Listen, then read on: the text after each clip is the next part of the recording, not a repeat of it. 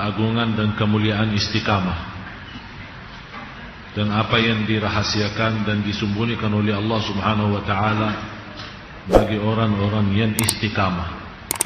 Dan Rasulullah sallallahu alaihi wasallam bersabda, "Inna Allah yuhibbu min al-'amali adwamahu wa in qall." Allah paling senang amalan hamba sedikit demi sedikit, walaupun sederhana tapi istiqamah.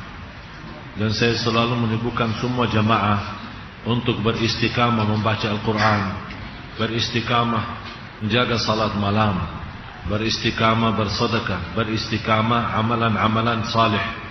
Dan salah satu yang menjadi amal salih yang sangat dicintai Allah Subhanahu wa taala, sebagaimana penjelasan di ayat yang selanjutnya di surat Fussilat surah 41 ayat 33. Siapakah yang lebih baik perkataannya daripada orang yang menyeru kepada Allah, mengerjakan amal yang saleh dan berkata, sesungguhnya aku termasuk orang-orang yang berserah diri. Ada dua hal, Allah sendiri menjadikan dua hal itu sebaik-baik perlakuan atau sebaik-baik amalan. Yang berdakwah, yang mengajak orang ibadah kepada Allah, yang menasihatkan orang, yang memberikan ilmu-ilmu, atau kalau kita bahas secara singkat, seorang da'i. Seorang da'i belum tentu alim, dan seorang alim belum tentu da'i. Dan tugas kita jamaah sekalian, bapak ibu yang selalu mengajak kepada kebaikan, apakah mereka saja mengajak kebaikan wa amila salihan, mereka sendiri menjadi contoh baik? Kalau kita kembali kepada terjemahannya, belum dibaca baru. Sesungguhnya aku termasuk orang-orang yang berserah diri. Apa hubungan di sini dakwah itu sama berserah diri? Karena kita punya tugas bapak ibu, sebagaimana Rasulullah SAW bersabda, "Ballighu anni walau ayat." Sampaikan walaupun satu ayat. Coba bayangkan bapak ibu, kalau kita semua orang mendapatkan satu ilmu, satu hukum fikih, satu hukum akidah, satu persoalan di mazhab Ahlus Sunnah wal Jamaah. Begitu kita menerima, kita sendiri menamalkan, kemudian kita menyampaikan, baru kita pasrah. Karena saat kita menyampaikan hal tersebut, walaupun satu ayat, akan diolah-olah sama orang. Coba lihat ini. Baru belajar aja di Sunda Kelapa sudah membuat dirinya seorang da'i, padahal baru. Tapi kita melawan hal itu dengan pasrah diri, karena kita sudah benar-benar mau menjadi orang yang Allah sendiri, yang maha agung, yang maha segala-galanya, yang tidak membutuhkan ibadah kita.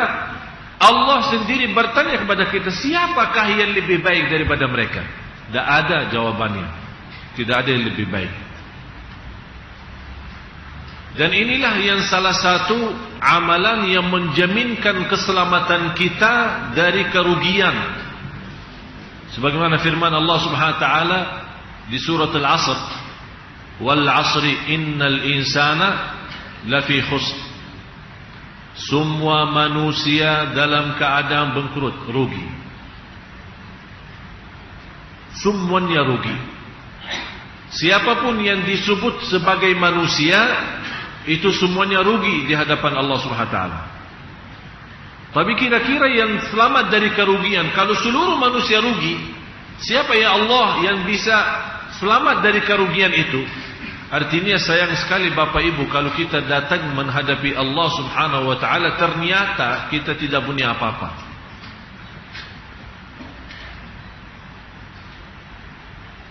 Itu paling berat.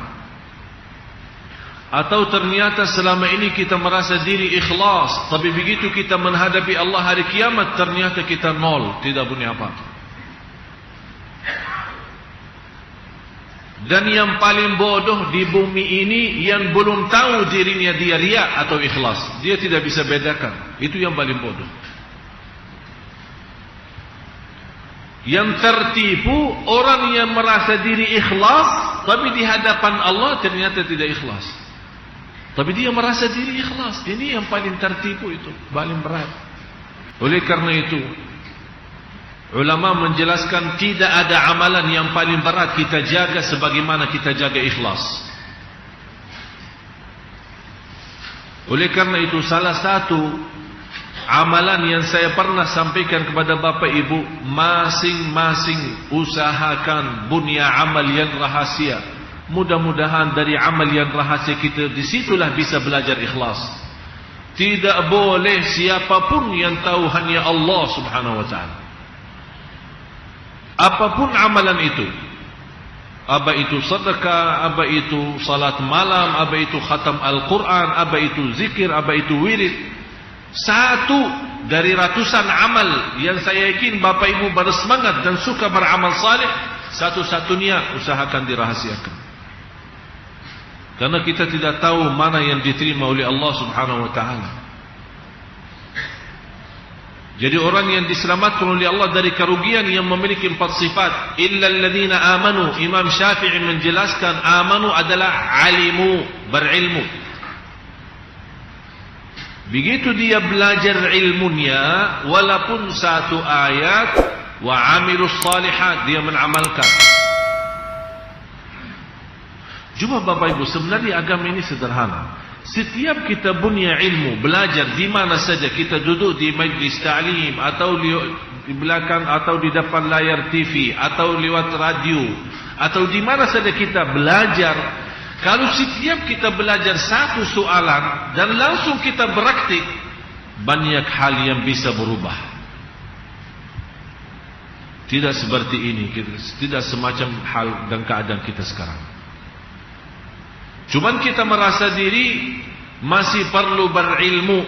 Ternyata lama-lama belajar ilmu, tapi dibanding amalan yang kita sudah belajari, tidak ada amalan.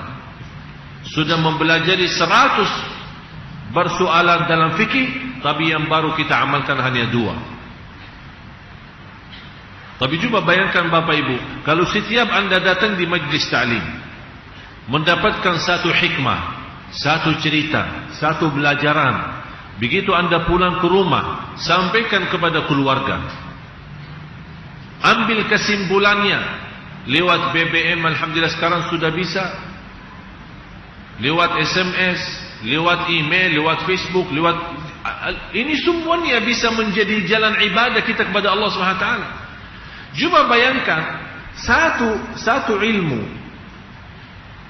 kita sebarkan, berapa ribu orang yang baca, hanya dibaca oleh mereka, hanya dibaca, berarti kita sudah sampaikan ilmu. Oleh karena itu Bapak Ibu, jangan menganggap hal itu kecil, tidak ada arti. Ini yang perlu kita kembangkan, yang perlu kita berbanyak, supaya kita nanti datang hari kiamat mempunyai amal salih, walaupun kecil-kecil sederhana, tapi ternyata karena kecil sama kecil menjadi seperti gunung besar di hadapan Allah Subhanahu wa taala, yang membawa kita selamat dari siksa neraka jahannam. Wa amilus salihat wa tawasaw bil haqq. Memberikan wasiat, nasihat, ilmu, sampaikan dakwah. Dan itulah kelebihan sahabat. Begitu Sayyidina Abu Bakar radhiyallahu anhu menerima dakwah Rasulullah SAW dan mengucapkan kalimat syahadat, apa yang dilakukan oleh Sayyidina Abu Bakar? Duduk sama Rasulullah 23 tahun untuk belajar ilmu, atau langsung begitu dia menerima Islam dan dia sudah mengerti dari ucapan itu apa arti dari makna kalimat syahadat, dia langsung bergerak dan membawa Sayyidina Uthman dan pada sahabat-sahabat yang lain, membawa mereka masuk Islam. Apakah mereka Rasulullah SAW di saat itu menurut, oh Sayyidina Abu Bakar kok kamu ajak orang-orang lain, kamu belum belajar ilmu? Tidak ada yang seperti itu. Apalagi keadaan dan kondisi kita sekarang, umat Islam sangat membutuhkan belajaran walaupun seadanya. Ratusan orang yang masuk masjid tapi tidak bisa wudu. Kita lihat. Alasannya kita tidak enak, alasannya kita malu, alasannya saya belum pandai, belum paham, saya bukan ustaz, saya takut salah.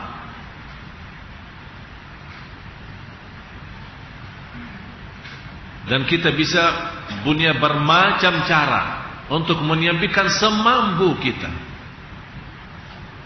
Apalagi bapak ibu kalau saat pulang kampungnya, yang kita ketemu dengan keluarga, barangkali sepanjang tahun kita tidak ketemu mereka, dan keadaan mereka dari sisi agama masih sangat sederhana. Ini berarti kita punya tugas dan kewajiban. Begitu pulang kampung bukan hanya silaturahim dan menjadi dai. Salah satu ulama, saya baca satu cerita, ada seorang ulama meninggal dunia. Muridnya, salah satu murid beliau melihat dalam mimpi gurunya lagi nikmat di alam kubur. Muridnya bertanya, "Wahai guruku, apa yang engkau laksanakan selama hidup supaya bisa nikmati seperti ini?" Apa dia jawab? "Saya selama 70 tahun menajar Al-Fatihah untuk anak-anak." Hanya Al-Fatihah bisa menjaminkan kita mendapatkan kuburan Raudhatum min Riyadhil Jannah. Apalagi kalau kita menyampaikan yang lebih besar, mengajarkan orang supaya salat yang tepat dan benar. Kita mengajar istri kita, memberitahu tambahan untuk suami kita, anak kita. Kekurangan kita, mohon maaf Bapak Ibu, sebagai orang tua punya anak, jarang kita melihat orang tua begitu anaknya disuruh siap salat, tapi dilihat oleh orang tuanya bagaimana cara dia buang hajatnya, bagaimana dia membersihkan, atau bagaimana juga dia cara wudu. Malah kita melihat anak-anak sudah terbiasa, mohon maaf, buang air kecil berdiri. Padahal dilarang keras oleh Rasulullah SAW. Tapi menjadi budaya, sudah kebiasaan. Sekarang di mana-mana kita lihat, masuk mall, masuk pasar, sudah di mana-mana sudah. Malah kita kadang-kadang malas. Katanya lebih cepat lebih baik. Kencing berdiri sudah sudah selesai. Dasi antri masuk kamar mandi lagi, ini buka celana lagi, ini panjang prosesnya. Ini sudah mudah. Kalau ada yang mudah jangan cari yang susah, kata. Tapi kita lupa dalam hal itu kita melanggar ajaran Nabi kita, Nabi Muhammad SAW. Malah dari sisi kesehatan pun tidak baik. Dan tidak ada sesuatu yang dilarang oleh Rasulullah SAW. Pasti bukan hanya untuk iman dan dosa kita, tapi ternyata untuk kesehatan kita pun sangat bahaya. Malah termasuk orang yang buang air saat dia berdiri, susah dia bisa membersihkan dengan benar. Salah satu siksa kubur orang yang tidak membersihkan dirinya saat habis buang air.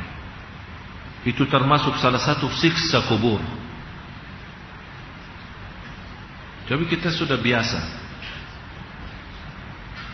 Tapi setiap kita belajar ilmu, bagaimana bisa Islam ini menjadi sederhana bagi kita? Setiap kita belajar ilmu, langsung kita praktik dan amalkan. Sebagaimana kita fahami, memang bahasan barangkali bisa orang berceramah 1 jam atau 40 menit. Kesimpulannya apa? Masa Bapak Ibu satu pun tidak mendapatkan ilmunya, satu saja. Langsung segera mengamalkan dan sampaikan kepada yang lain. Itu menjadi salah satu ibadah yang sangat disukai dan dicintai Allah Subhanahu wa taala. Wa man ahsanu qawlan mimman da'a. Siapa yang lebih baik dalam perkataannya. Berarti perkataan kita dalam bidang dakwah menyampaikan sesuatu walaupun satu persoalan. Oh mohon maaf, saya bisa menajarkan cara wudu yang benar, tapi saya belum tahu cara salat yang benar. Udah, sampaikan wudu yang benar. Nanti insyaAllah ada seorang lain yang bisa menyampaikan cara salat yang benar. Wa amila salihan wa qala innani minal muslimin. Imam Syafi'i rahimahullah berkata, kalau tidak ada Quran, coba bayangkan Bapak Ibu, bagaimana sejauh mana ilmu Imam Syafi'i yang boleh dalam satu surah yang 3 ayat suratul Asr, hanya 3 ayat. Kata Imam Syafi'i, kalau Allah tidak menurunkan Al-Quran sama sekali, tidak ada 30 juz, Allah hanya turunkan kepada Rasulullah suratul Asr untuk manusia, supaya manusia belajar, supaya manusia mengamalkan isi suratul Asr. Kata Imam Syafi'i, cukup bagi manusia diselamatkan dunia akhirat. Hanya surat Al-Asr, apalagi 30 juz. Ini memberikan perhatian. Imam Syafi'i mempunyai pemahaman yang luar biasa. Cukup bagi manusia menjadi bahagia dan selamat dunia akhirat hanya kalau dia bisa memahami suratul Asr. Malah ada sebagian ulama berkata suratul Asr itu sepertiga ilmu agama. Dalam hadis innamal a'malu binniyat, 2/3 ilmu agama. Lebih daripada separuh ilmu agama pemahaman daripada hadis innamal a'malu binniyat. Dan niat itu memang luar biasa dahsyat. Dan banyak amalan kita ternyata sia-sia karena kita melupakan niatnya. Karena saya duduk di satu kantor, ada seorang, kayak ini mulai ada gerimis hujan, kemudian dia buka jendela supaya masuk udara yang cukup dingin ya, sejuk ya. Begitu dia buka, terus matiin AC-nya di kantor, terus duduk. Saya bertanya sama dia, kenapa Pak buka jendela itu? Dia bilang supaya ini gerimis hujan kan enak ya, anginnya biar ada udara sedikit untuk di kantor, dan juga gerimis hujan supaya berkah. Jadi dia nawaitu saat dia buka jendela itu hanya untuk mendapatkan udaranya saja. Saya bilang, Pak, subhanallah, ini amalan bisa jadi ibadah. Ternyata buka jendela bisa jadi ibadah. Dia kaget, masa jendela jadi ibadah? Saya bilang begini, kalau anda nawaitu saya buka jendela untuk supaya bisa jelas mendengar azan di masjid yang sebelah kantor saya, berarti akan sekaligus dapat udaranya masuk. Selama anda membuka jendela itu menjadi ibadah, karena kita punya nawa itu untuk mendengar azan di masjid yang sebelah kantor kita. Banyak hal yang lain. Kesenyuman kita pagi hari di kantor, di jalan, apakah ada nawa itu? Niat tidak? Atau sudah terbiasa? Saking pentingnya suratul Asr, sahabat pun antara dua, kalau sudah di dalam satu majlis, mereka sudah mau pulang, pisah. Sebelum mereka pisah, saling menestor suratul Asr. Ayo baca suratul Asr. Didengar, habis dia dengar, dia baca lagi. Saling menestor suratul Asr. Kenapa? Setiap pisah dari majlis menjadi sebuah sunnah. Menurut saya sunnah itu sudah tidak ada lagi.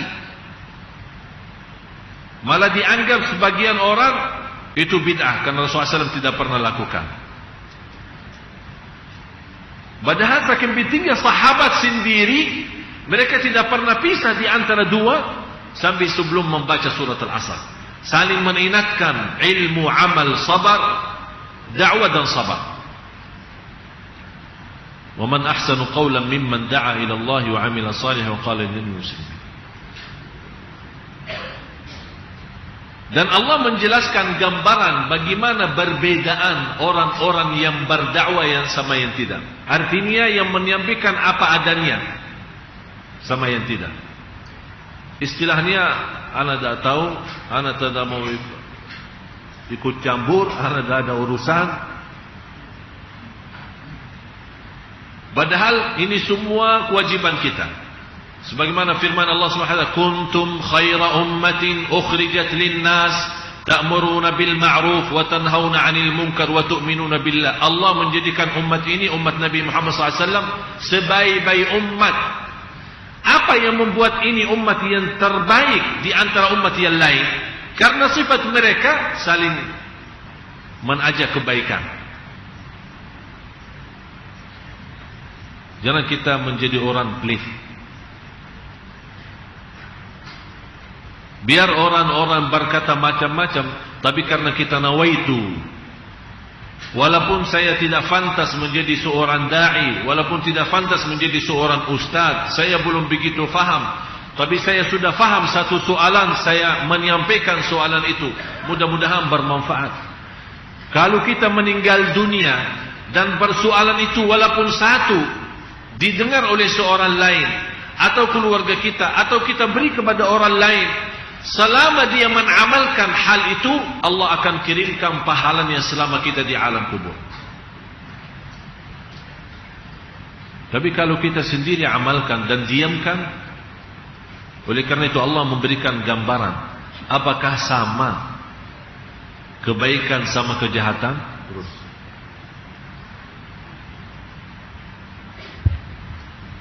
dan tidaklah sama kebaikan dan kejahatan.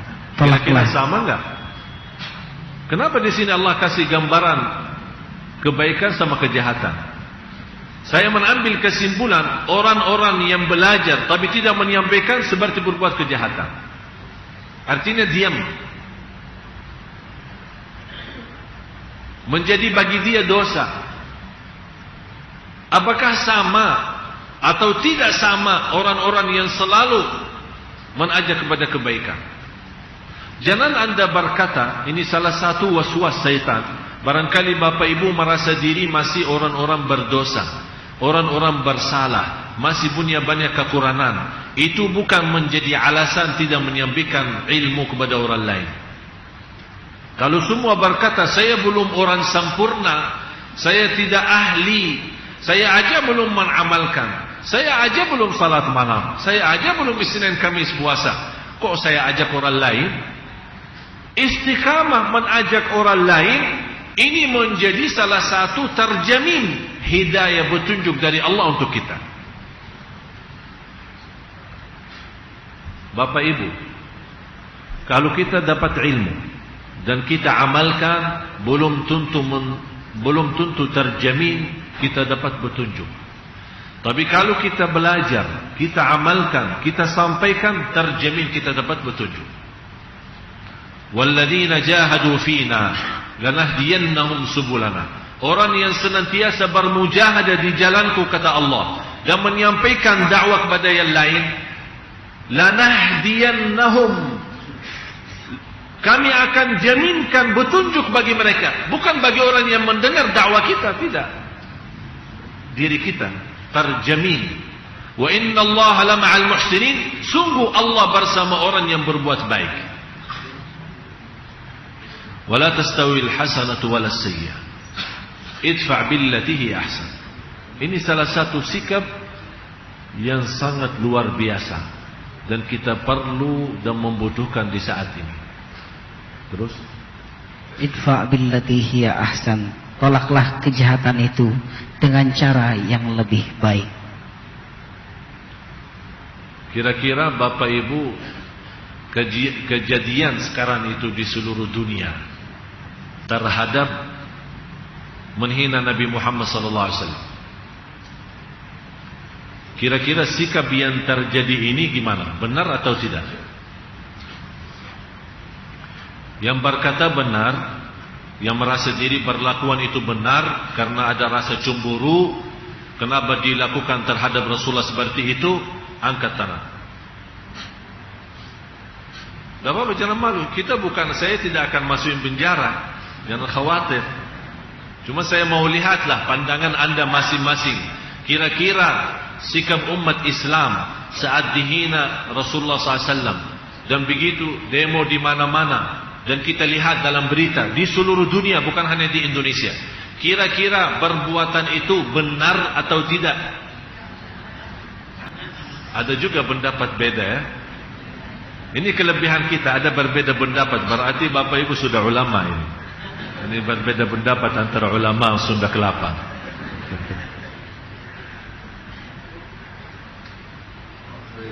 Kalau menurut saya,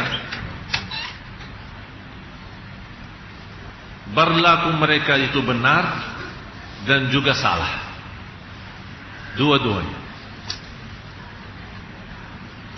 Benar apa? Apa kebenaran yang terjadi? Yang benar adalah rasa cemburu, rasa kasih sayang kepada Rasulullah SAW. Tapi yang tidak benar, berlebih-lebihan sambil menakibahkan penerbangan, bukan lagi orang yang berbuat film itu, malah keluarga kita, saudara kita. Itu adalah polisi atau siapa-siapa di antara keluarga kita yang orang Muslim, orang Islam. Kira-kira apa dosa mereka? Berarti kita punya benar.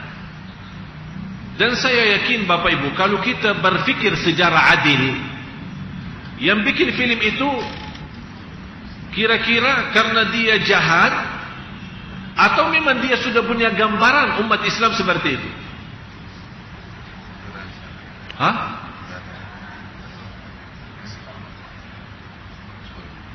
Karena kondisi kita menghina Rasulullah duluan, wajar kalau ada musuh Islam menghina Rasul. Kalau orang Islam saja sudah duluan menghina Rasul tapi tidak sadar. Contoh,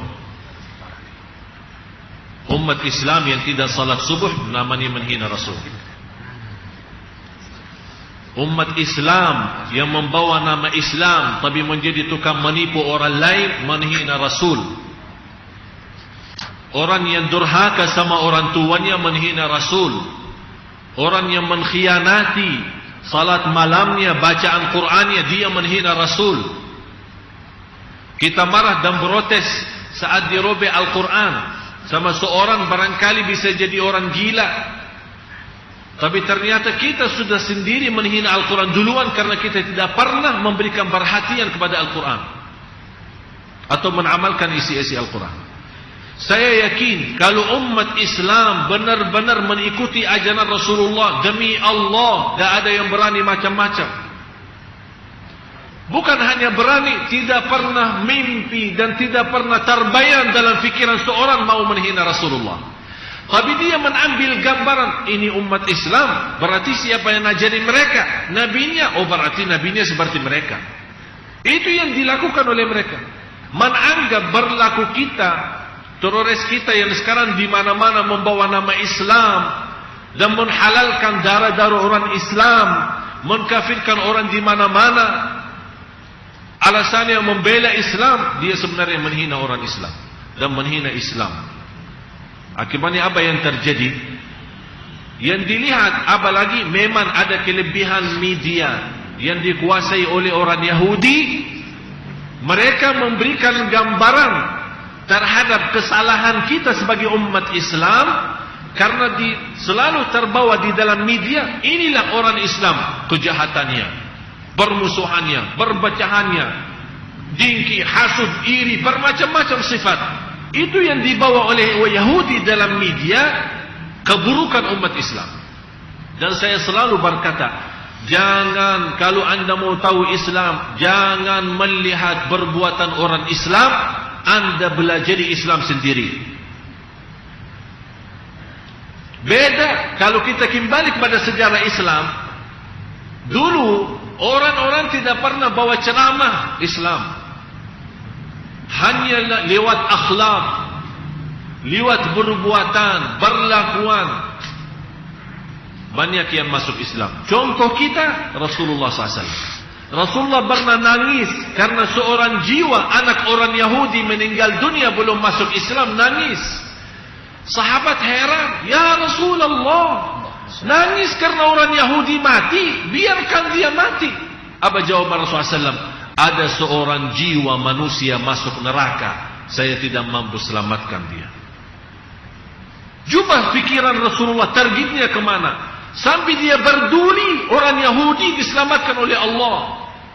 Tapi karena dia tidak mengucapkan dan dia tidak menerima dakwah Islam, meninggal dunia. Rasulullah SAW menangis dan sedih karena dia meninggal dan dihukumkan masuk neraka karena dia tidak masuk Islam. Dan Rasulullah SAW sudah bersabda di hadis yang sahih, tidak ada orang Yahudi dan Nasrani yang pernah mendengar namaku, memahami dakwaku, tapi tidak menerima, akan masuk neraka.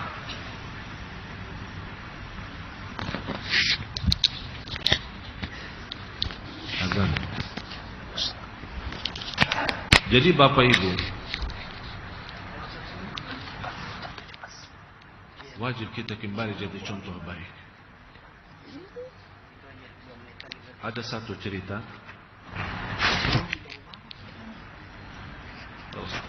Rasulullah SAW berjalan di Padang Pasir, bertemu dengan seorang wanita yang sudah usia dan sudah tua. Rasulullah SAW pernah di Padang Pasir berjumpa sama seorang wanita, ibu sudah tua,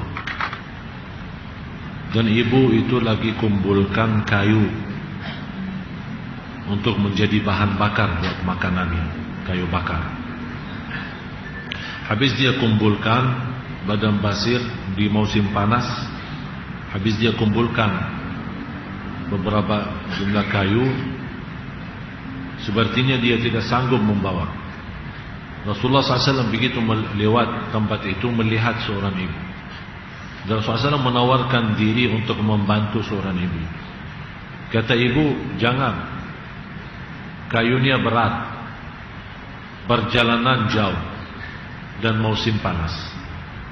Itu jawaban seorang ibu, dan kasihan.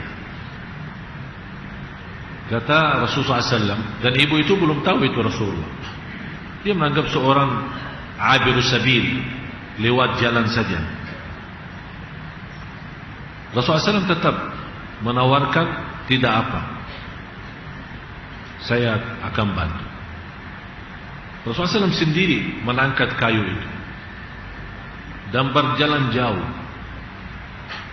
menemani seorang ibu yang sudah usia dan sudah tua sampai ke tempatnya. Dan ibu melihat, sangat mengagumkan bantuan Nabi Muhammad SAW. Dan kata ibu, saya seorang sendiri, tidak punya siapa-siapa, dan saya orang miskin, saya tidak bisa membayar atau membalas kebaikan itu. Tapi saya ada satu nasihat, mudah-mudahan nasihat ini bisa menjadi bermanfaat untukmu dan bisa membalas kebaikanmu sama saya. Rasulullah SAW, silahkan, apa nasihat? Kata ibu itu, ada seorang di Makkah terpanggil namanya Muhammad. Berhati-hati dari dia, jangan berusaha ketemu sama dia, karena dia orang jahat dan akhlaknya buruk dan tukang sihir. Setiap orang dengar bicaraan dia langsung terharu atau langsung bisa tertipu. Rasulullah SAW senyum dan kata, wahai ibu, kalau saya berkata saya sendiri Muhammad, bagaimana? Kata ibu, kalau memang benar kamu Muhammad itu, saya akan berani berkata asyhadu an la ilaha illallah wa asyhadu anna Muhammadar Rasulullah, masuk Islam. Apakah Rasulullah SAW datang mengenalkan diri kepada seorang itu, atau Rasulullah pernah menceramahin dia berdakwah sepanjang perjalanan? Apakah Rasulullah SAW membawa Al-Quran atau hadis Bukhari Muslim untuk memberitahu hadiah bagi dia? Tidak. Hanya Rasulullah beraktik mengamalkan apa yang diperintahkan oleh Allah, langsung orang itu masuk Islam. Padahal sederhana, hal sederhana. Dan banyak seperti itu. musim haji yang kita sekarang protes banyak masyarakat terhadap Amerika. Katanya Amerika yang jahat, Amerika ini. Saya tidak mau bahas soal politik ya. Saya bukan orang membela Amerika atau membela siapa-siapa. Tapi yang menarik perhatian saya waktu musim haji tahun kemarin, dan juga membuat saya sangat kagum terhadap Islam dan umat Islam. Di waktu hari Arafah, saya melihat sekelompok manusia cukup banyak. Mereka berjuang dan berjalan kaki di hari Arafah, apalagi haji tahun kemarin musim lumayan panas, tapi mereka membawa bendera Amerika. Saya mengambil satu kesimpulan dan pelajaran. Mereka tunjukkan kalau memang politik kami, pemerintah kami jahat, dosa kita apa sebagai masyarakat Amerika yang masuk Islam? Berarti Bapak Ibu, semestinya kita orang bisa memberikan gambaran yang baik, tidak perlu berbicara. Dan itulah yang membuat banyak umat Islam masuk Islam karena perbuatan kita. Salah satu sebabnya masuk Islam dan tersebar di negara Indonesia, orang-orang dari negeri Arab datang menjadi orang berusaha, bukan berdakwah. Sebenarnya mereka datang sebagai pengusaha, berbisnis. Mereka datang di sini berbisnis karena cara mereka, jujur mereka, amanat mereka, tepat janji mereka. Ini yang membuat banyak tertarik. Ini kelompok mereka itu dari mana? Kok kalau mereka janji benar-benar tepat? Kalau mereka memberikan sesuatu, ya benar, barang itu sesuatu sama. Malah kita sekarang melihat di depan mata dibungkus kardusnya barang kita betul, begitu kita terima di negeri kita atau di rumah kita, kok rubah isinya. Padahal kita sendiri yang menikatkan barang itu, tapi kok subhanallah bisa. Mungkin ada kerjasama sama hantu yang membongkar isinya. Bermacam-macam cara penipuan sekarang. Wala haula wala quwwata illa billah. Berarti Bapak Ibu, wajib kita yang memberikan perhatian. Dan semestinya kita orang-orang yang benar-benar bisa menjaga amalan yang menjadi sebaik-baik. Saya tutupi satu cerita lagi. Ada seorang bekerja menjadi tukang bangunan di salah satu PT bangunan. Sudah sekian tahun dia bekerja, dari sejak umur masih muda sampai dia tua. Dan dia sendiri menghasilkan dengan tenaga sendiri untuk PT itu ratusan rumah, malah bisa ribuan. Dan dia saat sudah tua dan sudah usia, dia merasa diri sudah tidak sanggup, tidak ada tenaga lagi untuk bekerja. Dia datang kepada pihak yang punya PT ini. Dan dia menyampaikan, mohon maaf saya mau pensiun. Saya mohon izin, saya sudah tidak ada tenaga untuk bekerja lagi. Kata yang punya PT, saya minta satu harapan. Minta tolong satu saja. Kami lagi membuat satu komplek perumahan baru. Dan ini menjadi salah satu penghargaan bagi kami kalau Anda setuju untuk mengambil rumah yang terakhir dalam komplek itu, Anda sendiri yang membangun. Habis itu nanti akan kita balas dan kita selesaikan soal pensiun. Apa yang dia jawab?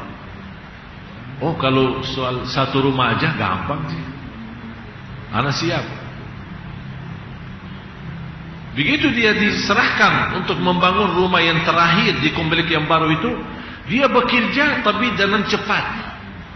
Karena dia sudah merasa di ujung-ujung kerjaannya dia mau secepatnya selesaikan kerjaan itu. Begitu dia habiskan bangunan itu, dia langsung bawa kuncinya kembalikan kepada yang punya PT. Begitu datang menghadapi yang punya PT, kata orangnya, terima kasih atas kerja keras Anda, dan kami memberikan hadiah menjadi sebuah penghargaan dari kami untuk Anda karena selama bertahun-tahun bekerja dalam PT kami. Rumah yang terakhir ini hadiah buatmu. Begitu dia kembali ke rumah, malah dia kaget sambil nangis. Masa itu rumah saya? Bangunannya berantakan, kamarannya tidak sesuai, pintu juga kayunya yang tidak benar, jendela yang macam-macam. Pokoknya kenapa? Karena dia saat dia membangun rumah yang terakhir, dia bekerja dengan cepat. Dia mau selesaikan tugasnya dan kerjaannya supaya segera mendapatkan pensiun dan berhenti kerja. Tapi ternyata yang punya PT itu menjadikan rumah itu hadiah buat dia. Dan dia nyesal habis melihat hasil. Dia minta digantikan dengan rumah yang lain. Kata bosnya, maaf, itu saja yang kita bisa balas dan memberikan. Bapak Ibu, apa kesimpulan dari cerita ini? Anda faham cerita ini? Kesimpulannya apa? Anda semua punya amal. Jangan kacau dan berantakan amalannya.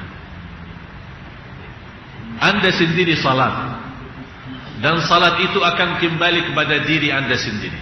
Anda sendiri yang bersedekah akan kembali kepada diri Anda sendiri. Anda sendiri yang salat malam, Anda sendiri yang baca Quran, Anda sendiri berlaku amal-amal salih yang lain.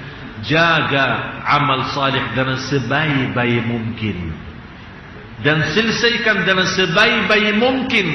Jangan sampai kita datang hari kiamat malah ternyata amal salih kita banyak bocor dan banyak berantakan. Di saat itu kita minta, ya Allah tolong ini saya mau perbaiki lagi. Sudah, tidak ada lagi. Itulah firman Allah suratul Kahfi. Katakanlah, apakah akan kami beritahukan kepadamu tentang orang-orang yang paling merugi perbuatannya? Siapa yang paling merugi perbuatannya? Ada orang rugi, ada yang paling rugi. Kalau paling rugi itu berarti tidak ada kesempatan untuk berbaiki lagi. Beda sama yang merugi. Terus siapa, ya Allah tolong jelasin supaya kita bisa selamat dari sifat itu. Siapa ya Allah di antara kami yang paling rugi? Terus yaitu orang-orang yang telah sia-sia perbuatannya dalam kehidupan di dunia ini. Terus sedangkan mereka menyangka bahwa mereka berbuat sebaik-baiknya. Paling berat jamaah sekalian, kita merasa diri berlaku ikhlas sebaik-baiknya, tapi ternyata ada di dalam hati kita yang merusakkan ikhlas itu.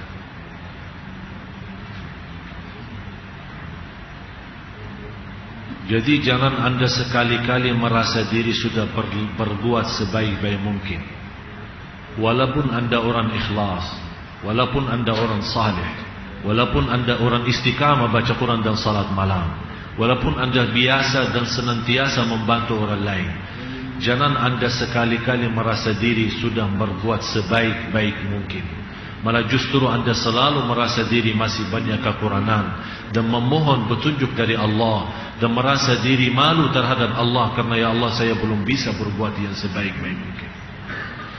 Jangan Anda menghukumkan diri saya sudah menjadi orang ikhlas. Biarkan Allah yang menghukumkan kita sudah menjadi orang ikhlas. Jangan kita menunggu orang-orang yang memuji kita. Biarkan Allah yang memuji nama kita di hadapan malaikat di langit. Jangan kita sekali-kali mengharapkan apa-apa dari manusia, apalagi dihormati oleh manusia di bumi. Tapi yang kita inginkan Allah sendiri mengagungkan, dan juga malaikat mencintai kita di langit. Jangan kita orang-orang yang merasa diri sudah benar sebaik mungkin, sampai sepanjang malam bisa nangis, dan sepanjang malam bisa baca Quran, dan tidak pernah lepas daripada salat malam. Disitulah muncul salah satu perasaan dalam hati kita, alhamdulillah ternyata saya lebih baik daripada yang lain. Jangan seperti itu.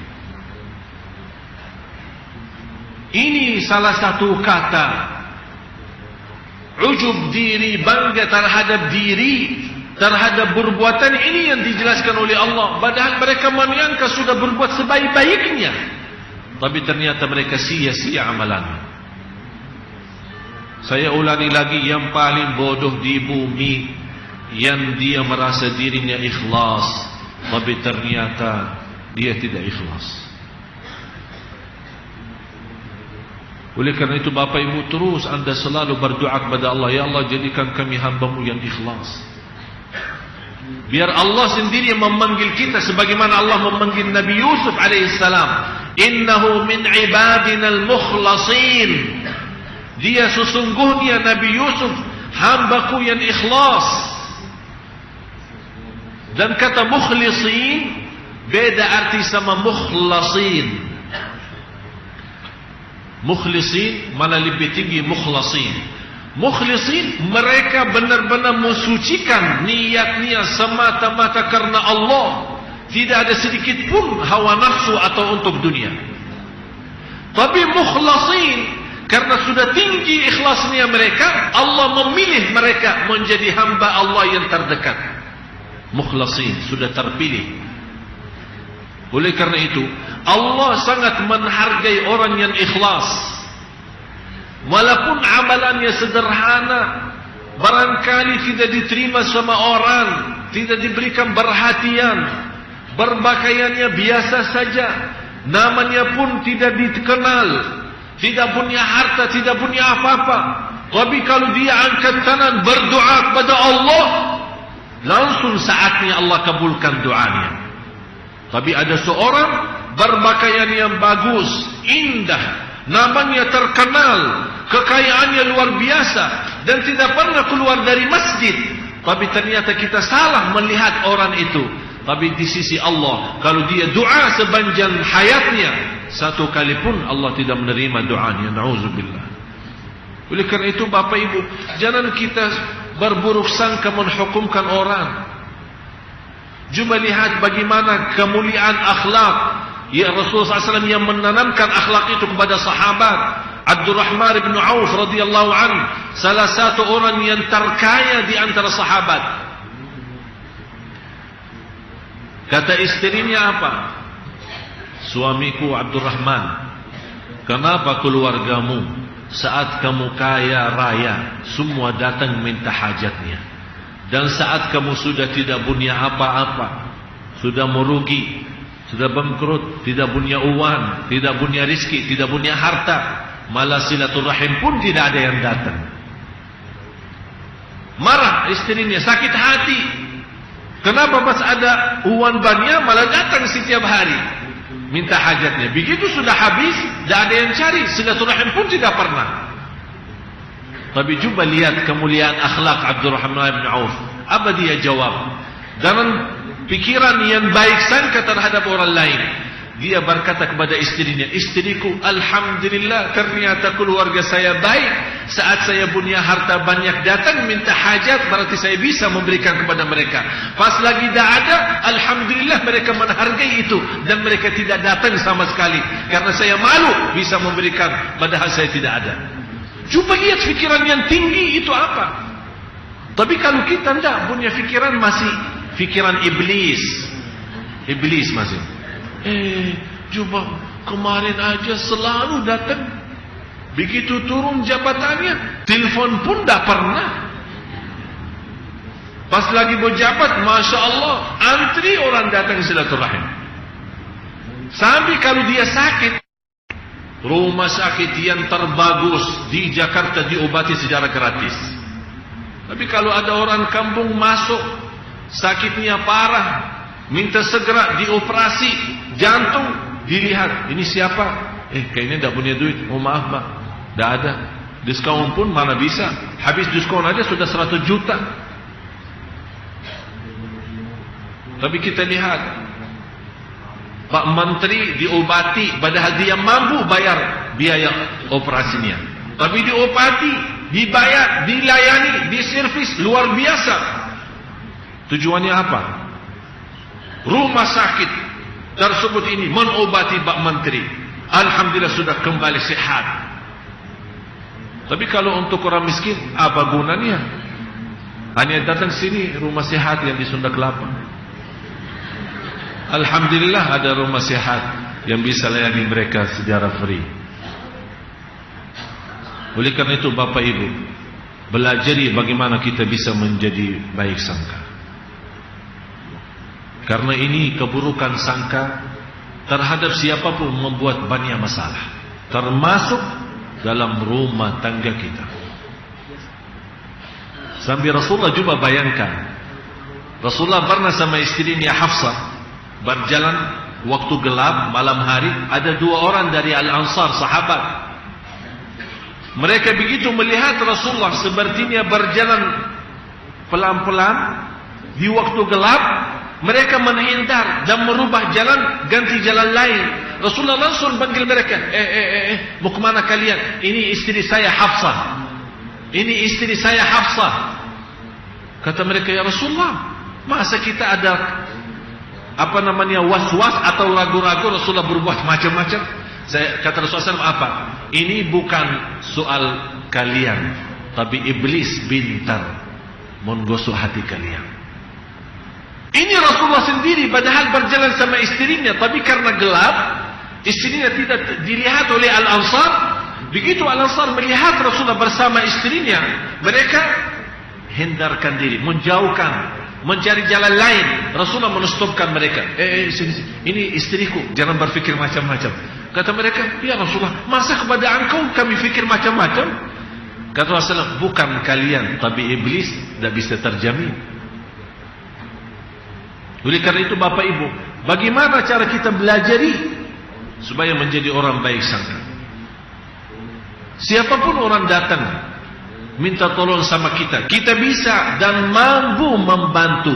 Jangan bermacam-macam pikiran. Mau bantu-bantu, tidak selesai. Tapi jangan, ini benar enggak? Bohong enggak? Terus mana buktinya? Surat mana? Coba saya tanya dulu. Periksa, ini surat. Terus tanya sana, tanya sini, tanya ini. Apa? Habis pusing, stres, baru bantu. Itu namanya nyakiti. Kenapa pusing? Kalau memang anda merasa diri was-was, tidak percaya sama orang, tidak usah bantu. Maaf, saya tidak bisa bantu. Atau minta secara nyata dan jelas, maaf, boleh saya bantu, tapi saya minta bukti yang jelas. Perlu obat, perlu operasi, perlu apa, insya Allah saya bantu sepenuhnya. Kita orang terbuka, biar tidak ada kesempatan sedikit pun untuk syaitan masuk berwaswas.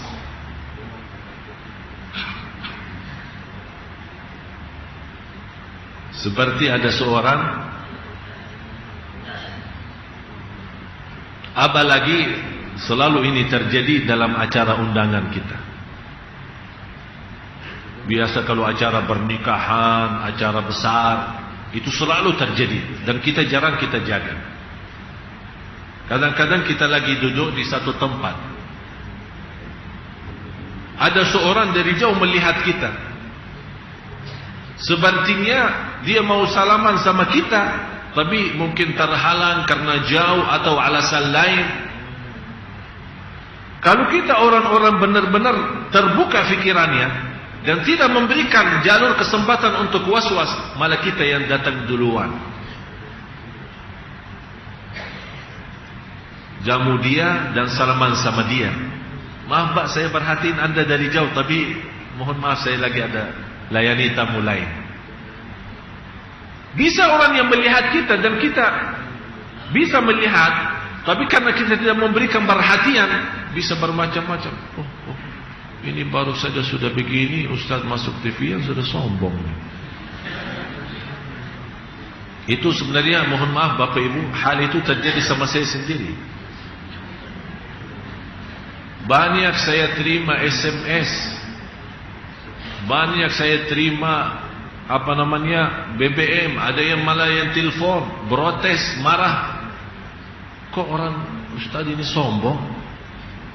Saya bilang terima kasih, tapi tolong kasih tahu sebenarnya saya jadi pelajaran bagi saya. Saya pernah di acara nugur-nugur Ustaz malah tidak kasih perhatian. Baru saja di TV One sudah sombong Ustaz. Saya bilang mohon maaf. Saya bagaimana bisa jelasin sama dia lewat apalagi lewat telepon. Mohon maaf, saya barangkali kalau ada salah bukan salah saya, itu salah mata saya tidak melihat. Itu aja, selesai masalah. Malah banyak orang sudah punya sikap terhadap saya padahal dia belum kenal. Malah bisa berbuat macam-macam cerita, bisa buat buku cerita. Tapi ternyata tidak ada isinya, tidak ada yang benar. Dan Imam Syafi'i, saya tutupi hikmah ini, tolong jadi pelajaran bagi kita semua. Dan ada juga guru saya membuat satu buku, apa yang diajarkan oleh musuhku. Apa yang diajarkan oleh musuhku. Artinya saya banyak dapat pelajaran dari orang yang tidak suka sama aku. Menjadi pelajaran sampai dia bikin buku guru saya. Prinsip Imam Syafi'i dan termasuk alhamdulillah prinsip saya, kalau ada seorang berbicara bermacam-macam bicara terhadap diri kita, ambil dua hikmah. Ambil dua hikmah. Kalau perkataan mereka benar, ternyata apa yang disebut oleh mereka ternyata benar, kita lebih tahu daripada orang lain, kita lebih tahu diri daripada orang. Ternyata apa yang dikatakan oleh mereka ternyata benar, berarti ini menjadi muhasabah bagi kita. Terima kasih kawan-kawan sudah menasihati saya walaupun tidak secara langsung, melewat ghibah dan namimah. Yang kedua, kalau perkataan mereka tidak benar, kenapa kita yang pusing? Yang dosa siapa? Dia, sudah selesai. Begitu juga Rasulullah waktu bersama Sayyidina Abu Bakar, istrinya Abu Lahab. Kan Allah sebutkan istrinya Abu Lahab kan masuk neraka. Wa imra'atu hammalatal hatta fi jidha hablum. Kenapa dia si istri ini Abu Lahab? Istri Abu Lahab seorang syair. Faham syair? Bikin syair. Syair, syair ya. Dia suka lewat syair itu mencaci maki Rasulullah. Karena dia pas lewat, dan Allah Subhanahu wa taala memiliki kuasa. Kalau dia datang bersama Rasulullah SAW bersama Abu Bakar radhiyallahu anhu dan menghadapi istri Abu Lahab, Allah menjadikan dia buta mata. Bisa lihat Sayyidina Abu Bakar, tapi di sampingnya Rasulullah dia tidak bisa lihat Rasulullah. Dan dia mengambil batu-batu dan dia bilang, kalau saya lihat kawan lo ini, saya kalau ketemu ini kawan lo ini ya, saya akan lembar dia sampai habis. Padahal Rasulullah lagi berdiri. Sampai dia berkata, muzammaman asayna wa amruhu qalaina wa dinuhu abaina. Muzammaman asayna, disebut nama Rasulullah sebagai muzammam, artinya yang paling jelek. Sayyidina Abu Bakar marah, mau balas, mau danda, mau hantam dia, mau protes sama dia. Kata Rasulullah SAW, jangan, biarkan dia jalan. Begitu dia lewat, Sayyidina Abu Bakar, ya Rasulullah, wanita ini tidak melihatmu. Kata Rasulullah, dia tidak melihat, hanya lihat kamu aja. Kalau saya tidak melihat. Terus dia bilang, ya muzammaman. Muzammaman artinya yang paling jelek. Itu sebuah kata menjelekkan seorang. Kata Rasulullah SAW, terus Abu Bakar, kenapa kau marah? Kenapa marah? Dia bilang, muzammaman. Kalau nama saya Muhammadan, udah selesai. Dia maksudnya dia muzammaman. Kalau saya Muhammadan. Kenapa pusing? Ada pernah seorang Itu terjadi saya sama saya di waktu apa, biasanya kalau musim haji, maklumlah ya, apalagi mau naik kereta, ada kereta buat melayani jemaah haji antara Mina, Arafat, Muzdalifah, sudah apa aktif, sudah berjalan. Pas kita lagi antri ramai itu, ada seorang dari belakang itu, dia caci maki saya. Anjing, wipor. Saya begitu lihat, oh maaf Pak, kayaknya salah, saya manusia. Kalau anjing siapa ya? Udah, diam, dia malu. Kok dia caci maki dari tadi anjing-anjing di hari Arafah, di Medan Arafah? Saya langsung menegur dia. Oh maaf Pak, sambil saya begini. Pak maaf, barangkali salah Pak, saya manusia. Pak Ali namanya. Bapak Ibu, dengan sikap seperti ini, sungguh kita hidup tenang. Keluar dari rumah tenang, pulang ke rumah tenang, tidak punya masalah sama siapa-siapa. Dan begitu kita mau tidur, angkat tangan kepada Allah. Ya Allah, kalau saya ada salah sama siapapun, sengaja maupun tidak sengaja, atau orang salah sama saya sengaja maupun tidak sengaja, ya Allah, saya ikhlaskan dunia akhirat dan tidur. Seandainya kita tidur itu menjadi meninggal dunia, terjamin Anda masuk surga, karena menjadi orang yang sudah mampu mensucikan hatinya, tidak ada sedikit pun titik hitam. Mudah-mudahan Allah kuatkan kita lahir batin. Ya Allah ya Arhamar Rahimin, sucikan hati kami, sucikan hati kami, bersihkan jiwa kami, naikkan darajat kami, terimalah segala amal ibadah kami. Ya Allah, kami mohon, tidak ada di antara kami yang hadir di majlis ini yang masih ada titik hitam di dalam hatinya.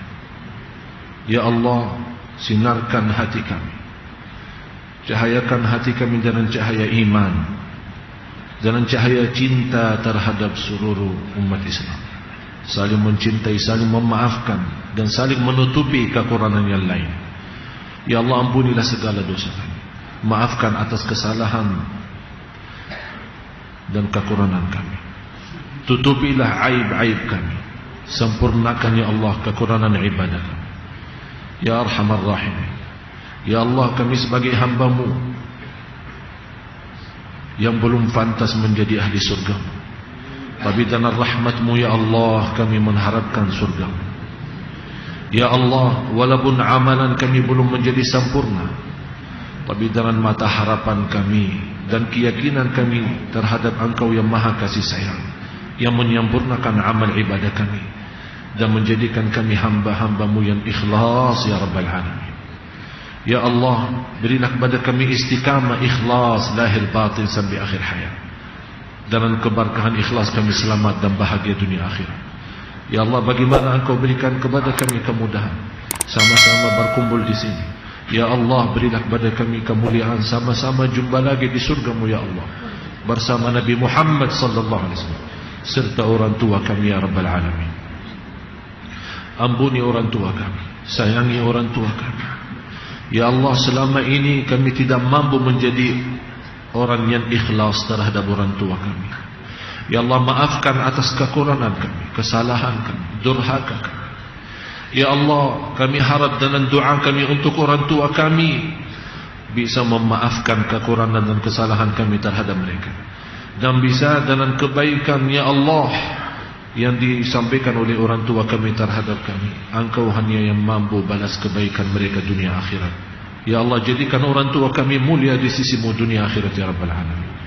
Ampuni saudara kami muslimin muslimat mu'minat yang hidup benar-benar Allah. Ya Arhamar Rahimin, ya Allah, akhiri hayat kami dengan husnul khatimah. ربنا تقبل منا وتب علينا واغفر لنا وارحمنا إنك أنت الغفور الرحيم. ربنا آتنا في الدنيا حسنة وفي الآخرة حسنة وقنا عذاب النار. وصلى الله على سيدنا ونبينا محمد وعلى آله وصحبه وسلم والحمد لله رب العالمين. سبحانك اللهم وبحمدك أشهد أن لا إله إلا أنت أستغفرك وأتوب إليك. sama-sama أعوذ بالله من الشيطان الرجيم. بسم الله الرحمن الرحيم. والعصر إن الإنسان لفي خسر إلا الذين آمنوا وعملوا الصالحات وتواصوا بالحق وتواصوا بالصبر. صدق الله العظيم. السلام عليكم ورحمة الله وبركاته. Waalaikumsalam warahmatullahi wabarakatuh.